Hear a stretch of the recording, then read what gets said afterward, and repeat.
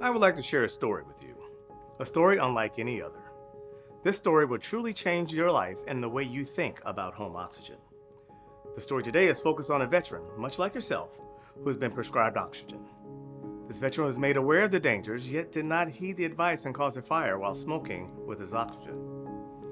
On a cool October morning, the veteran decided to go outside and have a cigarette. He forgot about his oxygen and was still wearing his nasal cannula. He pulled out a cigarette and lit it up, and that was it. His nasal cannula caught fire, which quickly spread to his face.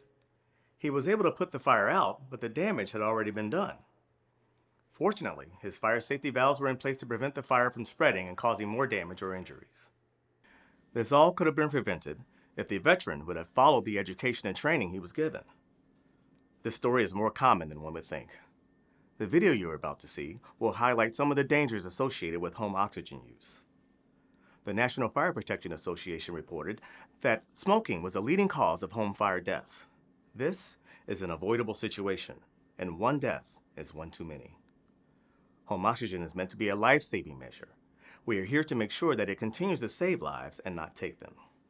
The scene you see in the background could become real, and the story you heard could become your own. We are here today to help prevent the traumatic events that have just unfolded in front of your eyes.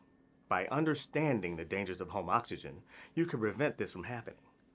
This video will educate you on the use of home oxygen and the dangers associated with it. We are here to make your experience safe and comfortable. By following these safety measures, you can do your part to prevent a fire. I'm about to show you some common pieces of equipment you may see when you're prescribed home oxygen. Here is a concentrator, which is a stationary machine that will deliver oxygen while you're resting in your home. When walking through your home, be mindful of wood-burning stoves, candles, and gas stoves when cooking.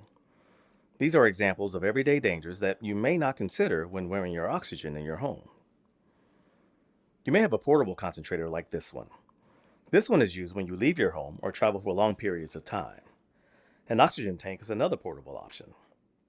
This is used when you leave your home for appointments at the VA, going to the store, or everyday activities outside your home. If attending an outside event, like a bonfire, keep away. No one wants you to be on fire. If you're performing any type of mechanical or welding work, please remove your oxygen completely. You may have other items in your home like a home fill system. This is a unique system that allows you to fill oxygen cylinders. There's no longer a wait for delivery to be independent. Most likely you've been given a nasal cannula. This is the tube that allows the oxygen to go from the machine to you. But you may also have a mask that delivers your oxygen. Whatever the delivery method you are given, do not use products containing petroleum. Some common examples would be Vaseline, chapsticks containing petroleum, and Aquaphor. Just make sure to look at the ingredients. Do not use electric razors while wearing your oxygen. If you have an electric razor, remove your oxygen first. However, rechargeable and battery-operated razors are okay to use. Be sure to have fire safety valves like these in place. These are safety devices that will stop the oxygen flow during a fire to help prevent the fire from spreading.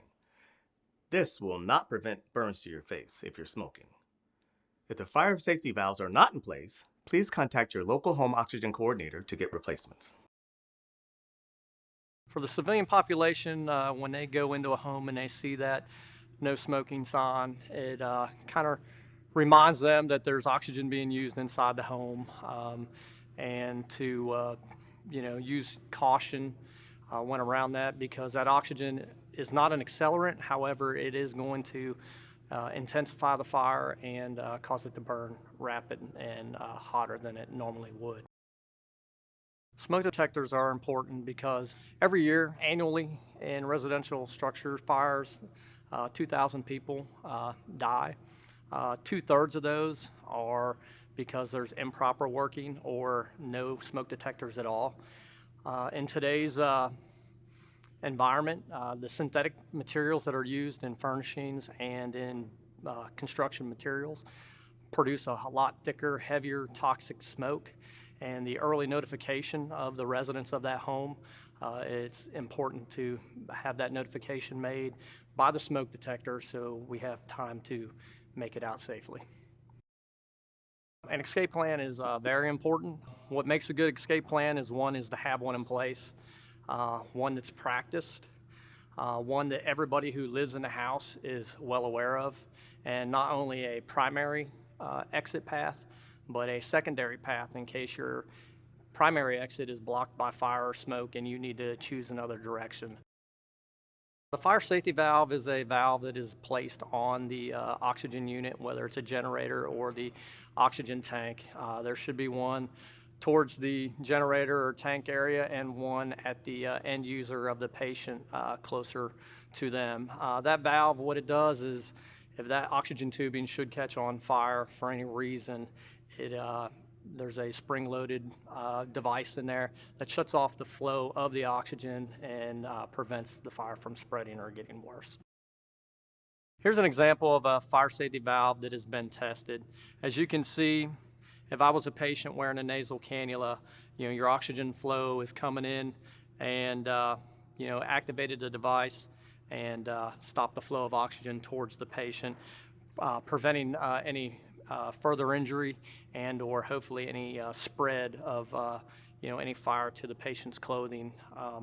If we turn that around and we put the flow going back to a oxygen tank or a oxygen generator, again, you can see the valve is tripped, preventing that fire from backtracking to the machine or the oxygen tank, preventing any further fire spread.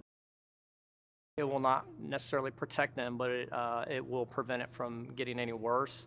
And again, the oxygen is going to make that fire burn more intensely and burn hotter. So, it may not necessarily prevent them from getting burned, but it should obviously keep things from getting any worse than what they could be.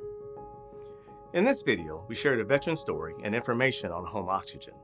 The story you heard is a key reminder that we are all at risk when we don't follow the education and safety instructions given at the start of your home oxygen journey.